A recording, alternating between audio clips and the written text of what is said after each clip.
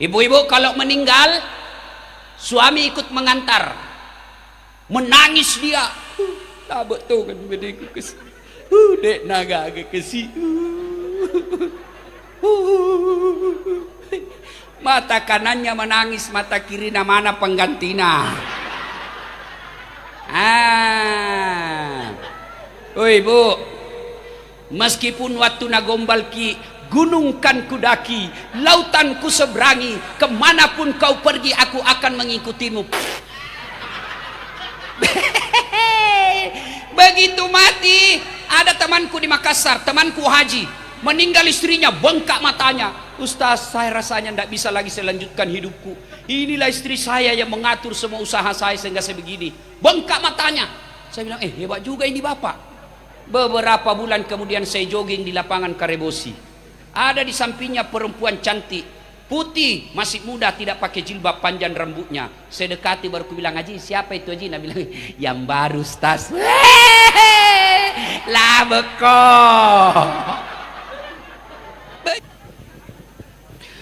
Assalamualaikum warahmatullahi wabarakatuh.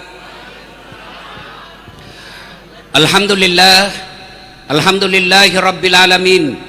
Wabihi nasta'inu ala umurid dunya waddin. Ashhadu an la ilaha illallah wa ashhadu anna muhammadan abduhu wa rasuluh. Allahumma salli ala sayyidina Muhammad wa ala alihi wa sahbihi ajma'in. Amma ba'd. Faqad qala Allah subhanahu wa ta'ala fi kitabil karim wa huwa asdaul qailin. A'udzu billahi minasyaitonir rajim. Bismillahirrahmanirrahim. Ya ayyuhalladzina amanu taqullaha haqqa tuqatih wa la tamutunna illa wa antum muslimun. Wahai orang-orang yang beriman, bertakwalah kalian kepada Allah dengan sebenar-benarnya takwa, dan janganlah kalian mati kecuali dalam keadaan beragama Islam. Ayat ini Jumat-Jumat didengarkan di masjid. Ayat ini Jumat-Jumat dibacakan khatib. Kalau ada ayat atau perintah yang harus diulang-ulang, pasti itu perintah sangat penting. Ayat ini Jumat-Jumat diulang. Jangan kamu mati, rasa-rasanya tidak masuk di akal. Jangan kamu mati, berarti mati kau yang ngaturi. Weh, jangan kau mati ya. Berarti mati mau-maumu. Yang namanya mati, mau atau tidak, pasti mati. Orang kaya, orang miskin, raja-raja, rakyat biasa, duda, semua mati. Toh, Ustadz di belakang sedikit, semua mati. Berarti yang jadi masalah bukan mati, yang jadi masalah illa wa antum muslimun, kecuali dalam keadaan beragama Islam. Berarti ayat ini Allah ingin sampaikan kepada kita, hei dasat, andi tawakal, hati-hati kok, mengaku kau Islam, tapi belum tentu kau mati dalam keadaan Islam. KTP-mu Islam, nikahmu syariat Islam, tapi belum tentu kau mati dalam keadaan Islam. Adakah orang Islam yang matinya tidak beragama Islam? Banyak. Siapa di antara mereka? Contoh aja ini, jangan marah. Contoh. Sabung ayam. Ada juga di sini. Beleng-beleng. Didapat sama polisi, dikejar, jangan lari.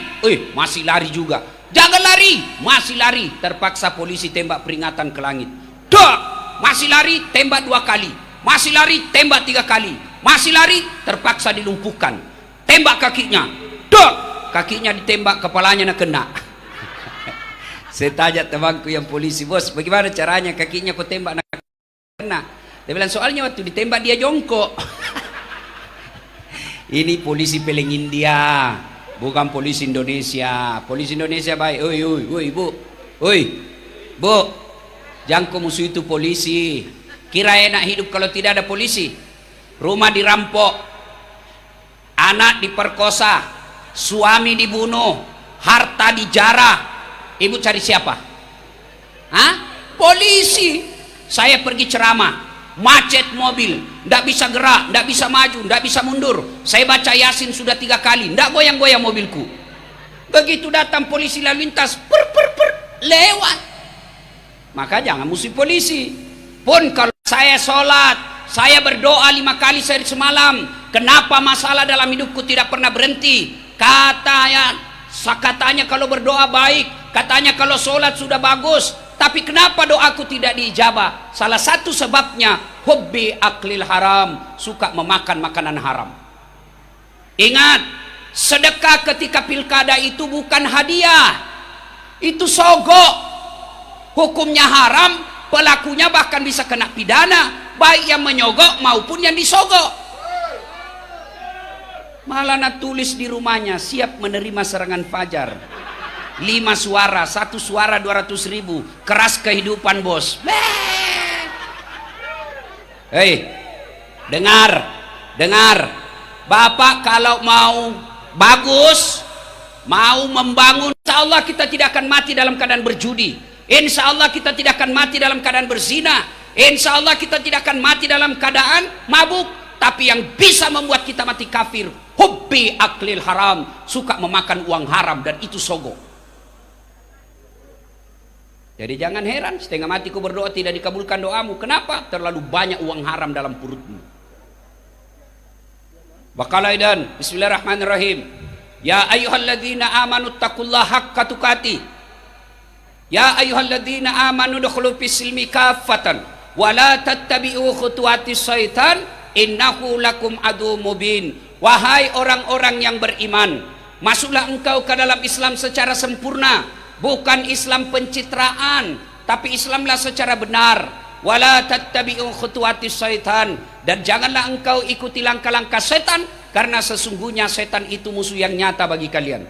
Musuh kalian bukan polisi, musuh kalian bukan ulama, musuh kalian bukan pejabat, musuh kalian adalah setan, di mana setan itu musuh yang nyata bagi kalian. Begitu kata Allah. Nah, kalau saya ceramah seperti ini, jangan pikir tidak ada setan di tengah-tengah kita. Banyak setan berkeliaran di tengah-tengah kita.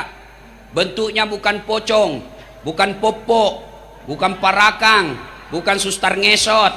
Tapi apa setan yang ada di tengah-tengah kita? Bentuknya handphone. Orang sudah ceramah masih ton sibuk-sibuk. Mau sekali dilihat gelangnya. HP, ibu-ibu yang pegang HP-nya, saya doakan suaminya kawin lagi. Simpan dulu HP, simpan dulu. Selama ibu pegang HP pasti tidak konsentrasi dengar ceramah. Maka yang kita lihat monitor. Maka simpan dulu HP-nya, simpan. Woi, simpan dulu. Saya tidak mau kalau ada yang merekam. Nah, ini ada yang rekam ini, ya, nggak usah di HP. Ayo, simpan ya. Saya malah di Makassar, saya lagi ceramah, ibu-ibu, nah belakangi kak. Barusan ada orang ku ceramah di belakangi saya. Ternyata nak ambil HP-nya, selfie. Baru nak tulis latar belakang das atlatif. Saya nak jadikan background cilaka. Selesai, lihat nanti ibu-ibu, lihat nih. Lihat Pak Basri, ini selesai ceramah nanti ini, banyak itu ibu-ibu mau nyerobot. Selfie dulu Ustaz. Ulangi Ustaz, kaburi. Nah biar 7 kali kau ulangi, nah mukamu yang kabur. Simpan dulu HP, simpan dulu ya, simpan ya. Bisa? Nah ini ada channel saya nanti yang rekam. Nanti ada, kalau ibu bapak mau nonton ini acara ini, nanti nonton di channel saya, Das At Latif. Sudah itu like and share. Jangan lupa nonton sampai tuntas iklannya, jangan kau skip. Kalau kau lewati iklannya, saya tidak dapat apa-apa. Jangan ketawa, serius kayak ini. Jadi kalau bapak nonton ceramah saya, ada iklan, jangan lewati, nonton 1-2 kali. 1 ibu nonton dapat 50.000. 3 ibu nonton 150.000. Nah bukan juamu ku ambil. Jangan ketawa, serius kayak ini. Ibu dapat ilmunya, saya dapat fulusnya. Wa qalaidan, bismillahirrahmanirrahim. Innallaha wa malaikatahu yusalluna ala nabi. Ya ayyuhalladzina amanu sallu alaihi wa sallimu taslima. Sesungguhnya Allah dan para malaikatnya bersalawat kepada Rasulullah Muhammad sallallahu alaihi wasallam, maka wahai orang-orang yang beriman, bersalawatlah kalian kepada Rasulullah dengan sebaik-baik salawat. Satu kali Nabi duduk-duduk dengan malaikat Jibril. Tiba-tiba Nabi melihat ada malaikat 1 juta jari-jarinya. Ibu-ibu berapa jari-jarinya, Bu? 10. Cacat kau itu kada kakimu. 20. Ini 1 juta jari-jarinya. Nabi kagum dan bertanya kepada Jibril, ya Jibril, malaikat apa itu? Banyak betul jari-jarinya. Jibril menjawab, itu malaikat pencatat air ketika hujan. Ada yang bisa catat air hujan? Ada? Kenapa? Kenapa? Hah? Biar banyak, kalau jatuh satu tidak bisa mencatat betapa banyak pahala yang Allah turunkan di tempat itu. Maka kalau tidak bisa memperbanyak amal dengan tahajud. Ada yang tahajud tadi malam?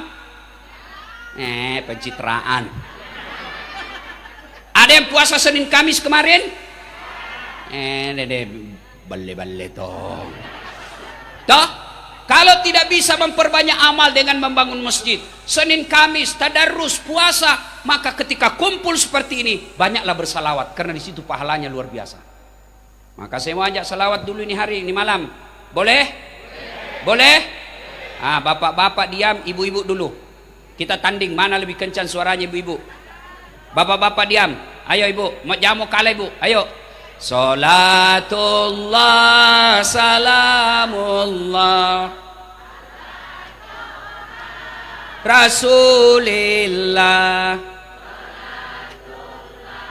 salam ala Yasin. Ya, suaranya 8,5. Ibu-ibu diam, kita dengar laki-laki. Ayo Pak, jangan mempermalukan jenis kelamin. Ayo Pak Basri, ayo Pak Tawakal, ayo. Salatul Masya Allah Allah ala toha Salatullah ala nilainya 8,9. Nah, alhamdulillah. Bapak Ibu, saudara-saudara sekalian, saya mohon maaf tidak bisa sebut namanya satu demi satu, di samping karena keterbatasan waktu, juga karena saya takut namanya salah nanti. Pernah ngantar jenazah? Bukan pernah, sering. Itu kalau orang diantar ke kubur, telu tu mantaraki, 3 yang antar kita. Tapi Nabi bilang 2 yang kembali, tinggal 1 temani kita. Apa yang antar kita? 1, harta. Keluar semua mobil, keluar semua karpet, bawa semua cerek. Begitu kita masuk di kubur, apa ada harta yang masuk? Ada, kain kafan. Tidak mentang-mentang dia kaya, Nabi bilang kasih masuk tahu BlackBerry supaya bisa BBM. Kasih masuk tahuan di situ televisi supaya bisa nonton nanti. Tidak. Yang mengantar kita harta, tapi demi Allah harta pulang. Jangankan mobil, karpet saja tinggal, cerek kuning. Bener. Tanya ya lo, alay cerek. Ayo. Harta setengah mati dicari, menghalalkan segala cara, nyogok kiri kanan supaya dapat jabatan. Begitu kau mati, hartamu kau tidak bawa kecuali kain kafan dan kapur barus. 2, yang mengantar kita keluarga. Ibu-ibu kalau meninggal, suami ikut mengantar, menangis dia. Tak betul kan bedanya kesini. Dek naga agak kesini. Mata kanannya menangis, mata kiri mana penggantina. Ibu, meskipun waktu nagombal ki, gunung kan kudaki, lautan ku seberangi, kemanapun kau pergi aku akan mengikutimu. Begitu mati, ada temanku di Makassar, temanku haji, meninggal istrinya, bengkak matanya. Ustaz, saya rasanya tidak bisa lagi saya lanjutkan hidupku. Inilah istri saya yang mengatur semua usaha saya sehingga saya begini. Bengkak matanya. Saya bilang, hebat juga ini bapak. Beberapa bulan kemudian saya jogging di lapangan Karebosi. Ada di sampingnya perempuan cantik, putih, masih muda, tidak pakai jilbab, panjang rambutnya. Saya dekati baru ku bilang, Haji, siapa itu Haji? Nah bilang, yang baru Ustaz. Lah beko. Begitu meninggal, Kawin lagi suami. Ayo. Yang ketiga, yang mengantar kita apa? Amal. Inilah amal kebaikan maupun amal keburukan. Amal kebaikan maupun amal keburukan, dia akan tinggal masuk ke dalam. Kalau amal keburukannya, maka dia akan menderita di kubur. Tapi kalau amalnya bagus, amal kebaikan, maka kata Nabi, dia ditidurkan layaknya tidur pengantin baru. Pak Basri masih ingat waktu na pengantin baru ki? Lupa-lupa mi. Oh enak nih itu pengantin baru. Woy. Sampai saya selalu mau ulang. Pasti bapak-bapak mau juga, cuma takut kisah mistrita. Iya toh? Nah, masuklah kita di kubur, kembali pengantar. Maka dari Nabi tak, kota manuki buru. Pernah saya sholat 5 waktu tidak ada doa dalam sujud terakhirku. Maka yang hebat itu, biar anak anggota DPR, biar anak pejabat, biar anak pengusaha, tapi kalau tidak sholat, degaga gunana tu anakmu. Oh hebat anaknya Ustaz, pintar bahasa Inggris, masih SD. Apa hebatnya pintar bahasa Inggris? Pima kode Inggris, bahasa Inggris semua anak-anak di sana. Memangnya kalau anakmu bahasa Inggris, mati kau berdoa pakai bahasa Inggris? Oh my God, please help me my mother. Carita campuratu. Ayo, demi Allah, biar anakmu pengusaha, tinggi sekolahnya, sekolah ke luar negeri, tidak pernah kau dapat ngaji malam Jumat, tidak pernah kau lihat dia pergi pengajian, tidak pernah kau lihat hadiri taklim. Demi Allah, kamu orang tua sial di dunia. Ayo, bayangkan anak tas semua sekarang. Lihat nih, kalau anak tas sekarang tidak pernah kita lihat datang pengajian, tidak pernah kita dapati mengaji malam Jumat, celaka kita sebagai orang tua. Saya masih ingat saya waktu kecil, kalau malam Jumat pasti kita kumpul ngaji. Coba ki pulang kalau malam Jumat, mengaji bareng-bareng. Sekarang mulai hilang itu ngaji baca Yasin malam Jumat. Dek, tidak ada lagi pegang Quran. Apa nak pegang? Handphone. Bagus kalau masih nonton ceramah. Game. Bagus kalau masih game, kalau video porno. Hati-hati Pak. Kalau Bapak lihat anak banyak uangnya, tidak pernah kita dapat berjamaah di masjid, bakal susah hidup tak nanti. Pak, saya merantau ke Bontang. Di Bontang ternyata tidak bagus, di Loktuan ternyata tidak enak. Pulang lagi ke Pinrang, Mak Galung, selesai urusan. Saya jadi pegawai tidak nak suka Kak Wali Kota, saya pensiun dini, selesai, tidak ada urusan. Mau kau marah-marah mako, saya pensiun dini. Saya merantau ke Malaysia, di Malaysia tidak enak, saya pulang lagi kampung saya, masih ada pilihan. Tapi kalau Bapak masuk kubur, demi Allah tidak ada pilihan lagi kecuali kau tinggal di situ, tidak boleh kau keluar-keluar. Nah sekarang mari lihat anak-anak kita. Biarkan anak kita tidak pegawai, biarkan anak kita pegawai honor, tapi dia tahu sholat jamaah di masjid, dia tahu tadarusan di malam hari, dia tahu puasa Senin Kamis. Insya Allah Bapak Ibu di kubur ada yang bisa selamatkan kita ketika dia selesai sholat. Dia baca Allahumma ghfirli wali walidayya warhamhuma kama rabbayani shaghira. Tapi kalau anak tak pejabat, anak tak tinggi sekolahnya, anak tak pengusaha, tapi tidak baik agamanya, kapan pindah ingat ki? Kapan ingat ki? Wali walidayya, kedua orang tuaku. Siapa? Orang tuanya Pak Doja. Dikasih amplop, dikasih pisang, suruh doakan mamak, tak mamak nana doakan, ngana cilaka. Maka Pak, didik anak. Sekarang metode mendidik anak kita mulai dikhawatirkan. Dulu saya ingat Pak, orang tuaku tidak ada sekolahnya, tapi yang diajarkan kita akhlak. Kan rumahnya orang Bugis itu kan 2 tangganya, ya toh? Tangga depan, tangga di belakang. Apa gunanya itu tangga belakang? Kalau ada tamu dan tidak ada gula, lo kusiga, beli boleh. Indrangi gula nasi kaca, ya toh? Nah, saya diajarkan sama ibu saya itu, duduk kona, pada ye caramu kau tudak kohe. Jangan kau bicara sambil berdiri. Kalau kau terima itu gelas, pegang kau 2 jari. Jangan kau lihat matanya orang, tidak sopan. Tidak sampai di situ, besok ketemu mamaku sama yang dipinjam gulanya, apa nak bilang? Magamu anak kueni. Coba. Sekarang tidak ada lagi. Maka jangan heran begitu bapak masuk kubur, tidak ada lagi yang bisa doakan kita. Mari kita periksa kembali anak kita Pak, sebelum terlambat. Anak-anak kita sekarang Pak, nauzubillah min dzalik, mengkhawatirkan. Yang bisa kan enak itu, pas pensiun maki 4 anaknya, dek, bulan depan saya ambil ibu ya, sama istri saya mau urus, kamu bulan depannya lagi. Enak kan?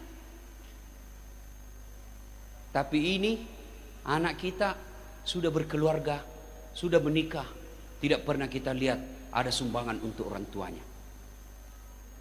Kan enak sudah menikah, nah bilang, dek, itu ada gaji kita dapat, sudah kasih saja ibu, kasihan. Iya ada juannya ibu, bukan uangnya ibu yang kita lihat, tapi ridhanya Allah. Adik-adik nih yang masih pengangguran, tidak dapat kerja sampai sekarang, muliakan saja orang tuamu bos. Kecil itu jadi pegawai, kecil itu jadi pengusaha. Muliakan orang tuamu, nak bukakan kau pintu rezeki Allah. Tapi kalau kurang ngajak kalau sama orang tuamu, jangan kau harap. Nah anak-anak kita sekarang sopan sekali kalau sama pejabatnya, sama kepala dinasnya sopan. Iya buang, dia kasih sekolah kau dongok. Kalau kepala dinasnya menelpon, siapa? Begitu mamanya menelpon, Nabi bilang, mak tunggu dulu, menelpon bosku. Salah. Justru kau bilang sama bosmu, Pak minta maaf, ibuku menelpon, sebentar saya telepon ki lagi. Ada kita mau beli, tanya orang tua tak, mak saya mau beli tanah, gimana menurut mama? Bukan ilmunya yang kita harapkan, tapi apanya yang diharapkan, ridanya. Akhirnya ibu tak berkata, kasihan anakku, sarjana tapi masih minta saranku, maka dia akan bahagia. Tapi kalau kita beli sesuatu tidak pernah tanya ibu, maka dia akan kecil hati, tidak hargai, mak, padahal saya kasih sekolah itu. Ketika hal itu terjadi, maka sia-sialah kita. Satu yang bisa menyelamatkan kita, anak. 2, apalagi harta, sedekah. Coba sedekah, bu ibu, woi, kalau meninggal ki, siapa ambil rumah tak? Emas, cincin, kalung, siapa ambil? Istri kedua. Lau beko. Iya, maka menangislah suaminya waktu meninggal istrinya. Lah betul kan di beneku, ambil cincin kawinnya. Ini ambil cincin kawinku dulu. Nah buka kalungnya Nabi, ini ku belikan dulu waktu tahun pernikahanku. Nah buka gelannya Nabi bilang, ini waktu nampak tahun menikah.